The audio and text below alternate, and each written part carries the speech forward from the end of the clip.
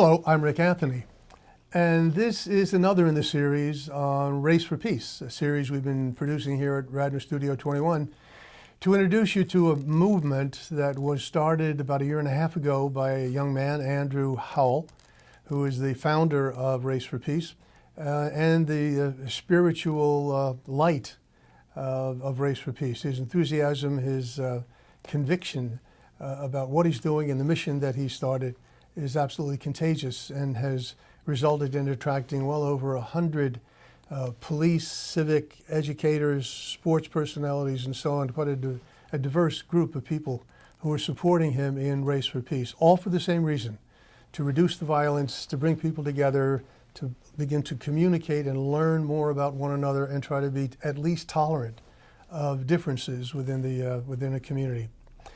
Andrew, good to be with you again. Hey, Rick, how you doing? How's everybody? You know, we've had a series of programs where we visited with people whom you know, who are supporting you, police, other people, business people, and so on.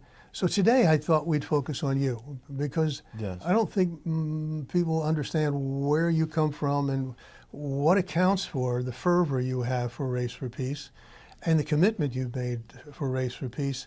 A commitment that is costing you a little something because you devote so much time to it when you might otherwise continue to build your business. Yes. So I don't want to go all the way back. Yes. But you are, I think, a product of Delaware County. Yes.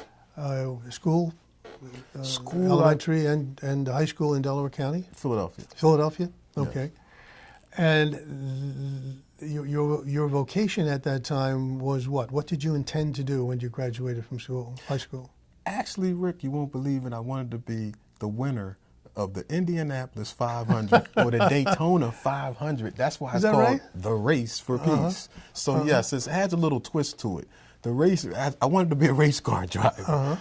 Just like that? Just like that. When I was 5 years old, I used to watch Speed Racer. So when I seen Speed Racer, I said, you know what? I want to be a race car driver. And I always wanted to be the first black man to win the Daytona 500 or the Indianapolis 500. Well, we came close. We got the Race for Peace. You made your own race. You made my own race. Okay, well, that didn't work out. So then what'd you do? Well, I started my own business. I worked for Lower Marion Township, where I was able to get an incentive program, which you had talked about, the seventh goal. So actually in 1992, I gave David C. Latshaw an incentive program. An employee incentive program? I was employee at the time of Lower Marion Township, 1992, and I gave David C. Latshaw an incentive program. I gave him a proposal. And David implemented 2 out of the 4 programs, which was Employee of the Month, Employee of the Quarter, driving without having an accident, and perfect attendance. He implemented Employee of the Quarter and Employee of the Month, but he called it a way to go for Employee of the Month. But when, Andrew, did it occur to you that you had a special gift of leadership, that through words and some actions you were able to get people excited about, in this case, Race for Peace? But you were also a leader in the NAACP. Yes, sir, I was. You've been an arbiter of kinds in disputes between whites and blacks. Yes. You were a spokesperson. Your opinions were sought out during the protests, the football, NFL. Yes. Because of the number of children who were being killed by police, by law officers. You were involved in all of that, but when did it first occur to you that you could make a difference by using your voice? Well, Rick, through working for the township once again and having perfect attendance for 5 straight years, and through putting up stop signs, 4-way stop signs, 3-way stop signs, bus shelters in Ardmore, and of course the incentive program, it built my confidence. And, I had to start a track record. And I believe the work history was what everybody looked at the most was, wow, this guy came to work for 5 straight years without missing a day. He put up 4-way stop sign. He put up a 3-way stop sign. Of course, the community was the one who told me these things, and I just sought out and did what they told me to do. Andrew, get us a stop sign. Andrew, get us a bus shelter. And that's how easy it was. With the NAACP, we implemented in 1995 the first mainline branch NAACP job fair, which continued 95, 96, 97, and 98 annually. Through that. And that was your initiative? Yes, I was the one who gave them the proposal. The other proposal was to have an economic development conference, which again was when I was formerly the chairperson of the Labor and Industry Committee of the Mainline Branch NAACP. We had an economic development conference. Through that, I started a Mainline Minority Community Economic Development Association, which was also in 1995. And what did that do? That was to get minorities loans, whether you're trying to expand your business or whether you're trying to obtain a car or a house or whatever. They were saying there was a lot of discrimination when you go to the bank to get a mortgage or to get a loan. So I bridged the gap, and we had bankers on the team. So you had bankers to the left, bankers to the right, and they signed up just like the Race for Peace, like you have individuals for Race for Peace. But it seems to me just about everything you've described so far, not all, but most of it, was really working on behalf of minorities, civil rights, the black community. Different, therefore, from Race for Peace, which cuts across all lines. Well, the incentive program for Lower Merion Township has had over 500 employees obtain an award, which was the Lower Merion is mainly white, so everybody. Not being dismissive of that, but Right. I think you know what I mean. That was a program. There was a community of 500 people across racial lines. Excuse me, allergies again are killing me. Yes. But Race for Peace, it seems to me, from what you've told me and what I've read and what I've heard, is, excuse me, was conceived to bring communities together regardless of race, Yes. regardless of differences. Yes, Rick, In that is fact, it true. was because of differences that you Right. wanted to bring people together. Exactly. That's my point. No, you're right about that. Everything, most of what you've done up to that Yes, point yes. was on behalf of the black community. This is on behalf of all of us. Race for Peace. Yes, and I would say not just the black community, because Right. don't forget the Mainline Minority Community Economic Development Association was for minorities, period. The NAACP was for minorities, not Yes. just blacks. So, Oh, I see your point. right, the Race for Peace is for everyone. Everyone has the Race for Peace in them, and that's what I was told. And I'm just putting out a vision, a dream that started 25 years ago. So you had to build a record. You had to take a sabbatical and enhance what you already learned. That's why I'm back today. So I just believe that we need to stop all this divide. We live in the United States of America. We need to be united, no matter what color, what race, and et cetera. But there was a point in your life, I'm awfully sorry, there was a point in your life when you were protesting against the police. You Yes, were on there the was. streets against the police. Yes, there was, Rick. Yes, there was. And at that point in time, it was necessary to do that, and those days To of call attention.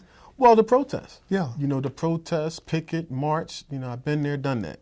And I think nowadays there's a highly sophisticated way of getting to the police and getting to the law officials, getting to the government officials, getting to the clergy. There's a different style. There's a different technique. That's what I've learned.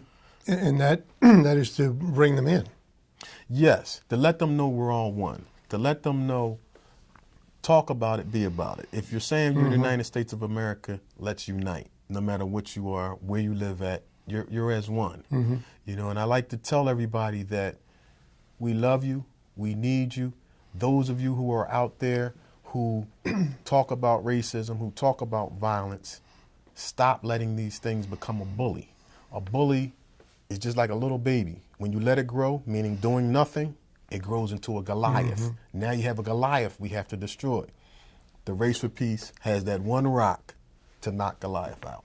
And that's what we're fighting for, and I love the police officers, that's on board. I love the people that's on the committee, and I love everybody that wants to help out with the Race for Peace. So don't continue to get bullied by racism and by violence. Stand up, do something about it, look yourself in the mirror and say, what are you doing to stop the violence? You have to get involved. You have to get involved. In previous episodes, we've talked about education, the importance Yes. of education. Yes. Tell us about the special initiative Race for Peace has underway to get into the schools to begin to help influence, form those young minds so they have a healthy attitude towards law enforcement and a healthy attitude towards not only tolerating differences, but respecting differences. Well, I believe everything starts from a baby stage or a seed, like when you plant a seed. So when you have youth that haven't been taught anything, it's easier to mold their minds. Older individuals, it's a little more difficult, but these young individuals, they haven't been taught anything yet. Or if they have been taught the improper things, we can change that. You know, so that's the importance of getting into the schools, and also they're the future. I call them the futuristics. So anybody from future? I call them the futuristics. Anybody from 0 to 20 years old, I call them the futuristics, not the new millenniums, the futuristics, because they're our future. We need to teach these guys well. And I wish there was a race for peace 25 years ago. Why? Would it have made a difference? It would have made a heck of a difference, Rick. You would already in your life too? In my life also, because you would already had a relationship with law enforcement. Right. And that's what we don't have today. You know, and that's what we're building. You know, and these police officers, I mean, they're outstanding. I mean, like I say, they do everything right. I haven't seen them do anything wrong. And I respect these guys, you know, and they're loyal, they're committed, they're dedicated, and they're wholeheartedly for the program. You still getting calls? Yes, we're still getting calls. I talked to Commissioner Richard Ross of Philadelphia, PA. I talked to his staff this morning. I've talked to Mayor Kennedy of Philadelphia. I talked to his staff this morning. I've talked to other schools this morning, and they're all on board. Are they coming to you now? We do. Or you're still reaching out to them? I do get phone calls to make appearances and to speak. So, you know, which we're developing other spokespersons to be able to carry the word and forward the word about the Race for Peace. But you were telling me about one program in particular that you take into the schools. It's an incentive program? Yes. Give me the details again. It's basically giving the kids an incentive to create peace. So something very simple. If this school has less violence than another school, we'll get one of the athletes to come in there. We'll get one of the entertainers to come in there. So we're giving them an incentive to create peace. And we're also giving them an incentive to create peace because they'll have to write something, either essay, a play, a song, or any type of words, you know, spoken words. Is that program underway now? It'll be underway in the September 28th. We'll be back into the Girard School, which is in Philadelphia. Okay. Yeah. The Girard College School, which is a black historical school down in Philadelphia, Philadelphia, PA. You had mentioned Girard before, but there was another school you've been working with as well, a second one, and I don't remember. There's a few schools that have been calling back, and we're just on standby right now to get back. They'll be getting back to us, but everybody pretty much embraces the program because peace is just a big umbrella. Everybody fits underneath it. You've also talked in the past about the summit and the importance of the summit. Yes. Where did that idea come from, and what do you hope to accomplish when you convene all of these people? When we get the gathering of the people together, it's to talk about your differences, talk about your compliments, talk about your complaints, and to build something, to start something, you know, and to continue on to what we were doing. And like last year, the summit created this, Rick Anthony. So next year's summit, which is this year, we'll create something else, you know. So the Race for Peace has been very, very active and very, very getting rewards. This is a reward right here, being on this show. So, no, you're a gift for what you're trying to do, and what you are doing, not trying to do what you're doing, and it's fabulous. Thanks. Have you been disappointed at all during this journey? No, Rick, I have not once been disappointed, you know, and I thank God for that, you know, because he just told me, Andrew, do what I tell you to do. And that's what I'm doing. I'm just doing God's work. God said he wants peace on earth, not just this region, not just this state, but the United States and all over the world. You know, it should be global. You know, I wish that one idea I had was with the fire company, the way they sound the alarm if there's a war. Yes. What if they sound the alarm every day at 7 o'clock with a peace message across the United States? You know, and it's just a lot of different things that don't cost money to create peace. Yeah. And that's the easiest thing I thought about. You know, you just made me think of something. I listen to old-time radio. Well, I'm an old guy. So I listen to old You're a time young radio, man. and some of the broadcasts back from Yes. the 40s, particularly during the war years, Yes. the messages that came across the airwaves about peace and about the importance of love of country, the basic things Exactly. we grew up with. We could sure use a dose of that now in the public media, just reminding people of our values and why it's important to preserve them.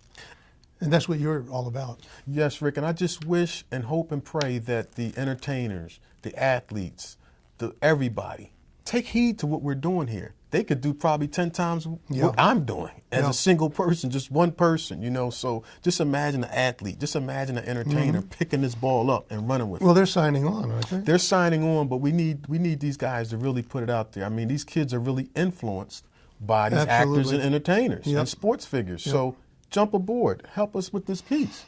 Well, I'm glad we had a chance to tell your story, not only the Race for Peace story, because the Race for Peace story is really your story. You grew up in an environment that was not always friendly. Exactly. You've turned it, and now learning from your own experience, you're trying to help other people learn from yours and others' experiences as well. It's commendable. Again, I thank you, Rick. Fred. God Thank bless you. Thank you very much. This has been another episode in Race for Peace, a series we're running here at Radnor Studio 21. And today we feature the founder of Race for Peace, Andrew Howell, and his story. Until next time, I'm Rick Anthony, my co-host, Andrew Howell. See you, Take everybody. very good care of yourselves.